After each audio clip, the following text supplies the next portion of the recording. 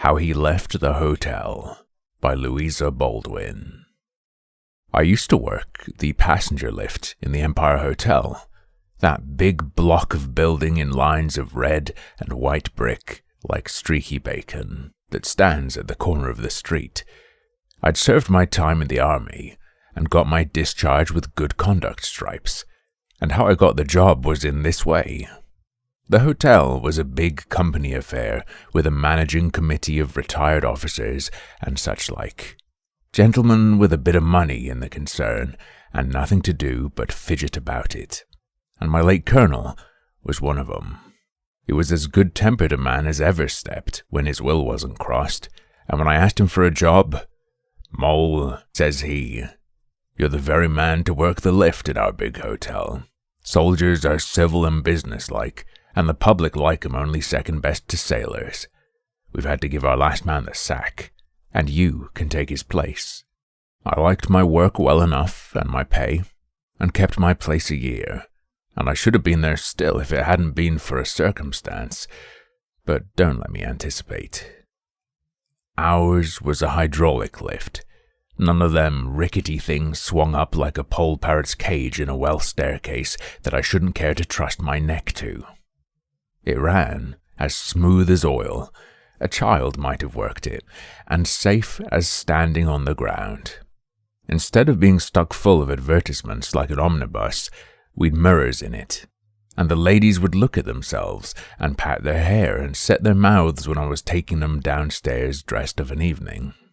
It was a little sitting room with red velvet cushions to sit down on, and you'd nothing to do but get into it, and it'd float you up or float you down, light as a bird. All the visitors used the lift one time or another, going up or coming down. Some of them was French, and they called the lift the ascenseur, and good enough for them in their language, no doubt. But why the Americans, that can speak English when they choose, and are always finding out ways of doing things quicker than other folks, should waste time and breath calling a lift an elevator, I can't make out. I was in charge of the lift from noon till midnight. By that time the theatre and dining out folks had come in, and anyone returning late walked upstairs, for my day's work was done. One of the porters worked the lift till I come on duty in the morning, but before 12 there was nothing particular going on, and not much till after 2 o'clock. Then it was pretty hot work, with visitors going up and down constant, and the electric bell ringing you from one floor to another like a house on fire. Then came a quiet spell while dinner was on, and I'd sit down comfortable in the lift and read my paper, only I mightn't smoke.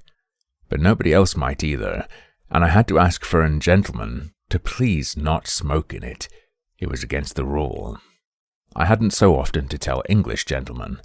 They're not like foreigners, that seem as if their cigars was glued to their lips. I always noticed faces as folks got into the lift, for I've sharp sight and a good memory, and none of the visitors needed to tell me twice where to take them.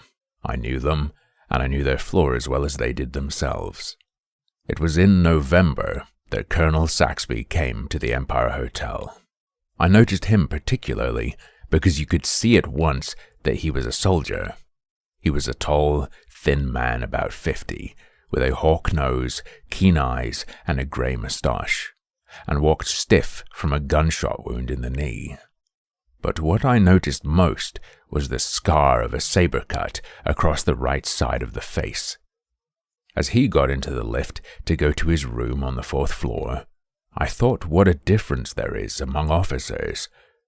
Colonel Saxby put me in mind of a telegraph post for height and thinness, and my old colonel was like a barrel in uniform, but a brave soldier and a gentleman all the same. Colonel Saxby's room was number 210, just opposite the glass door leading to the lift, and every time I stopped on the 4th floor, number 210 stared me in the face. The colonel used to go up in the lift every day regular, though he never came down in it till... But I'm coming to that presently. Sometimes, when he was alone in the lift, he'd speak to me.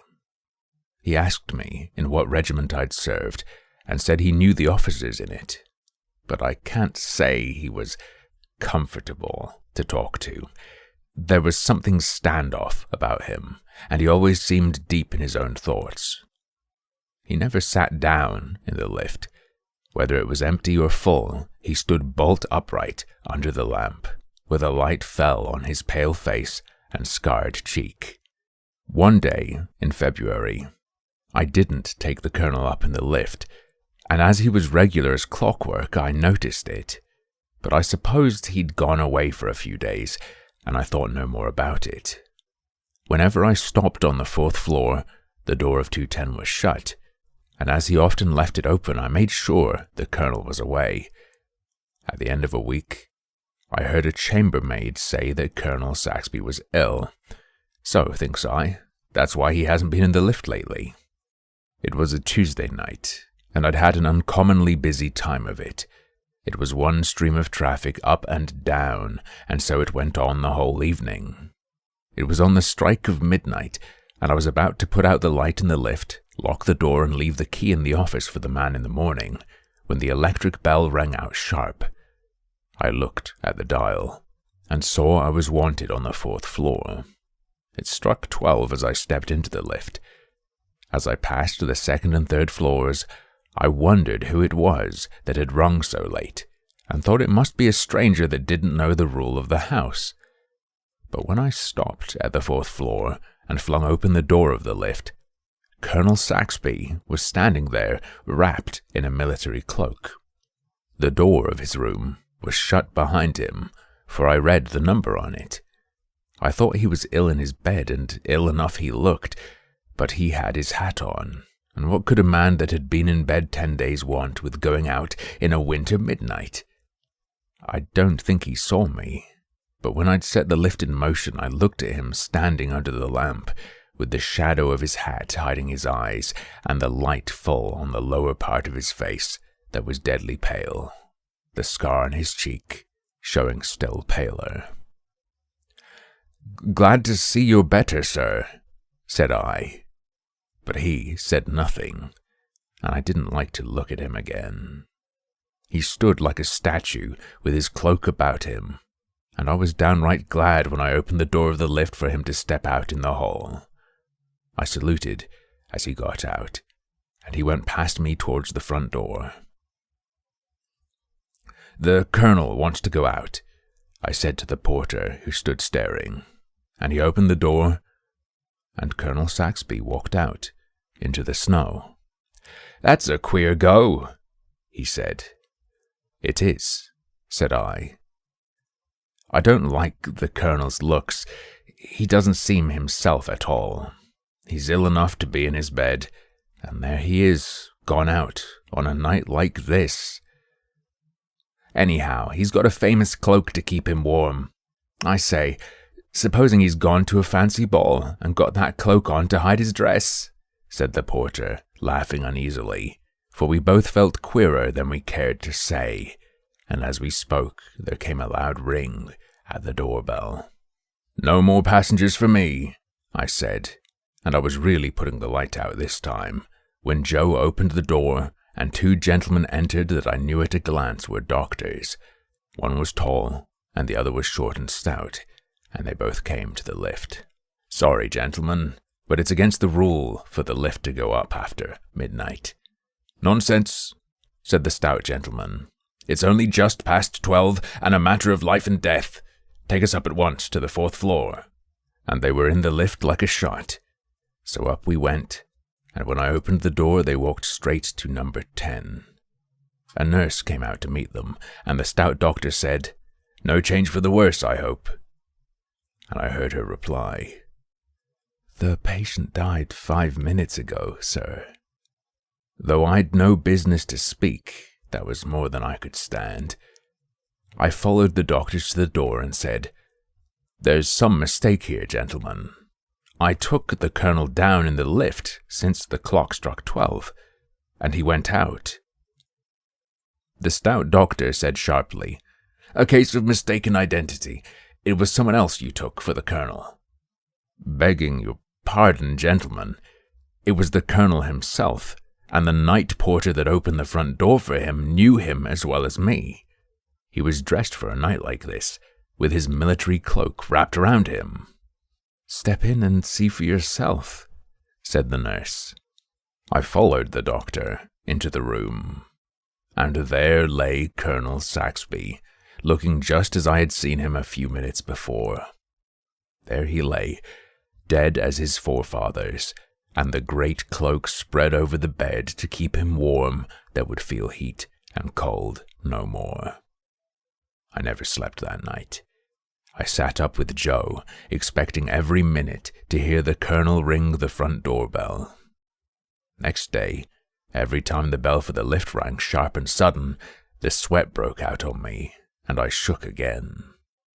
I felt as bad as I did the first time I was in action. Me and Joe told the manager all about it, and he said we'd been dreaming. But, said he, "Mind you don't talk about it, or the house will be empty in a week." The colonel's coffin was smuggled into the house the next night. Me and the manager and the undertaker's men took it up in the lift, and it lay right across it, not an inch to spare. They carried it into number 210, and while I waited for them to come out again, a queer feeling came over me. Then the door opened softly, and 4 men carried out the long coffin straight across the passage and set it down with its foot towards the door of the lift, and the manager looked round for me. "I can't do it, sir," I said. "I can't take the colonel down. Again. I took him down at midnight yesterday, and that was enough for me." "Push it in," said the manager, speaking short and sharp, and they ran the coffin into the lift without a sound. The manager got in last, and before he closed the door he said, "Mole, you've worked this lift for the last time, it strikes me." And I had, for I wouldn't have stayed on at the Empire Hotel after what had happened, not if they'd doubled my wages, and me and the night porter left together.